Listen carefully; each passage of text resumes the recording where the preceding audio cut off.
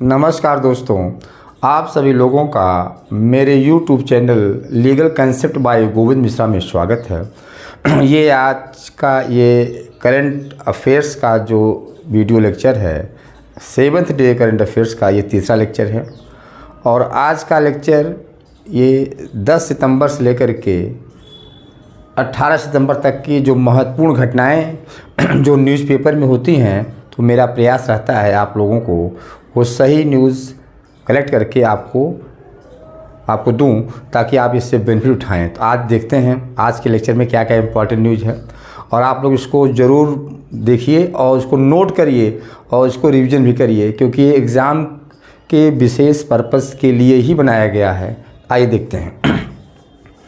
तो सबसे पहले देखते हैं कि G20 का जो सम्मेलन हुआ है वो कहाँ पे हुआ है? नई दिल्ली में हुआ। आपको पता ही है नई दिल्ली में हुआ है, भारत ने इसकी अध्यक्षता की है, ठीक है। और ये कब हुआ? 9 से 10 सितंबर हुआ है, भारत मंडपम में हुआ है, ठीक है। अब दूसरी बात है कि इसका थीम क्या था? G20 का जो थीम था वो क्या था? इसकी थीम जो है एक पृथ्वी, एक परिवार और एक भविष्य, इसका थीम है। मतलब एक पृथ्वी, एक परिवार और एक भविष्य, इस G20 सम्मेलन का ये मुख्य थीम है। G20 का अगला सम्मेलन कहाँ पे होगा? ये बहुत महत्वपूर्ण क्वेश्चन है कि G20 का अगला सम्मेलन कहाँ पे होगा? रियो डी जेनेरियो में, ब्राज़ील में, और जिसकी अध्यक्षता करेंगे लूला डी सिल्वा, उसकी अध्यक्षता करेंगे, ठीक है। फिर हम आगे अगले टॉपिक पे आते हैं कि G20 सम्मेलन में अफ्रीकन यूनियन को इसका नया और स्थायी सदस्य बनाया गया है, ठीक है। और इसके जो अध्यक्ष हैं, इसके अध्यक्ष कौन हैं? इसके अध्यक्ष हैं अंजाली असौमानी। याद कर लीजिएगा कि G20 सम्मेलन में अफ्रीकन यूनियन का नया स्थायी सदस्य बनाया गया है, और इसके अध्यक्ष होंगे हैं जो है अजाली असौमानी है, याद करिएगा, ठीक है। अगला टॉपिक है कि ग्लोबल बायोफ्यूल्स अलायंस, जिसको GBA कहते हैं, ये क्या है? ये जैव ईंधन पर नया गठबंधन बनाया गया है। याद करिए, जैव ईंधन पर नया गठबंधन बनाया गया है, इसको आपको याद करना है, ठीक है। उसके बाद इस अलायंस का मुख्य उद्देश्य क्या है? इस अलायंस का मुख्य उद्देश्य है कि दुनिया में स्वच्छ ईंधन को बढ़ावा देना, दुनिया में स्वच्छ ईंधन को जो है वो बढ़ावा देना है, ठीक है। अब उसके बाद अगले इम्पॉर्टेंट न्यूज़ में है नेमार कौन है? ये जानना बहुत ज़रूरी है। तो नेमार ब्राज़ील के एक फुटबॉल खिलाड़ी हैं, ब्राज़ील के फुटबॉल खिलाड़ी हैं। अभी ये चर्चा में आए हैं। चर्चा में रहने का मुख्य प्रयोजन ये है कि इन्होंने ब्राज़ील के ही पूर्व विश्व खिलाड़ी फुटबॉल के पेले का रिकॉर्ड तोड़ दिया है। यानी नेमार ने पेले का रिकॉर्ड तोड़ दिया है, और पेले महोदय ने 77 गोल दागे थे और इन्होंने 78वां गोल दाग दिया है। किसने? नेमार ने। ये बहुत महत्वपूर्ण है, इन्होंने रिकॉर्ड ब्रेक कर दिया है, ठीक है। अब अगला न्यूज़ जो इम्पॉर्टेंट वो है आपका है कि ग्लास स्काई वॉक ब्रिज, यह यूपी में पहला ब्रिज है। ये पहला ब्रिज यानी पहला पुल बनाया जा रहा है, जो चित्रकूट में, उत्तर प्रदेश के चित्रकूट में तुलसी जलप्रपात पर बनाया जा रहा है। ये आपका GK का जो है ये प्री एग्ज़ाम के लिए बहुत महत्वपूर्ण है, प्री और मेंस के एग्ज़ाम के लिए पूछ सकता है, ठीक है। इसके साथ साथ दुनिया की सबसे युद्धक विमान पट्टी वो है न्योमा हवाई पट्टी। याद रखिएगा कौन है वो? न्योमा हवाई पट्टी है, ठीक है। ये कहाँ पे है? ये लद्दाख में बनाई जा रही है, और इसकी हाइट कितना है? 13,700 फीट ऊंची है, 13,700 फीट ऊंची ये बनाई जा रही है। तो आइए इस पे देखते हैं, ठीक है,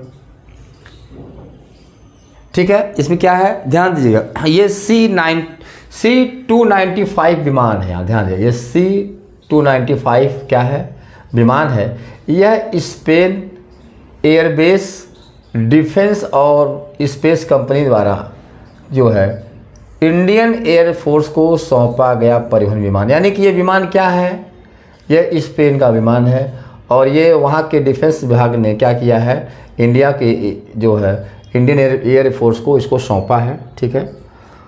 अब इसके बाद आते हैं, थोड़ी सी खेल की चर्चा कर लेते हैं, क्योंकि एशिया कप का मैच हुआ है और ये बहुत ही महत्वपूर्ण मैच हुआ है। ठीक है, इसमें देखिए एशिया कप 2023 का जो फाइनल मैच भारत और श्रीलंका के बीच कोलंबो में खेला गया, जिसमें भारत ने श्रीलंका को 10 विकेट से हराया। यानी एशिया कप का फाइनल मैच भारत और श्रीलंका के बीच में हुआ और भारत ने एशिया कप के फाइनल में श्रीलंका को 10 विकेट से हराया।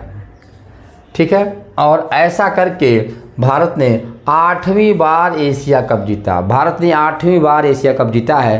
ये एग्ज़ाम के दृष्टि से बहुत महत्वपूर्ण है आपके लिए। ठीक है, और उस मैच में श्रीलंका ने एशिया कप का सबसे न्यूनतम स्कोर यानी कि 50 रन बनाया, सबसे कम रन बनाया था।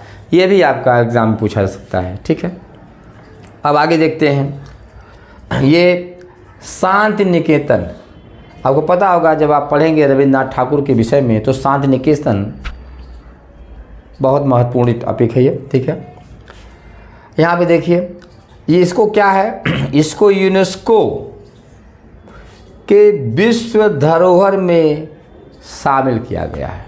ठीक है, ये भी पूछ सकता है कि अभी भारत का कौन प्रमुख जो है वो विश्व धरोहर में शामिल किया, तो उसका नाम है शांति निकेतन। ठीक है, अब आते हैं प्रलय पर। प्रलय क्या है, कभी पूछता कि प्रलय क्या है, तो अगर हमें जानकारी नहीं रहती तो इसका हम ऑप्शन गलत लगाते हैं। प्रलय जो है एक बैलिस्टिक मिसाइल है, ध्यान दीजिएगा, बैलिस्टिक मिसाइल है ये।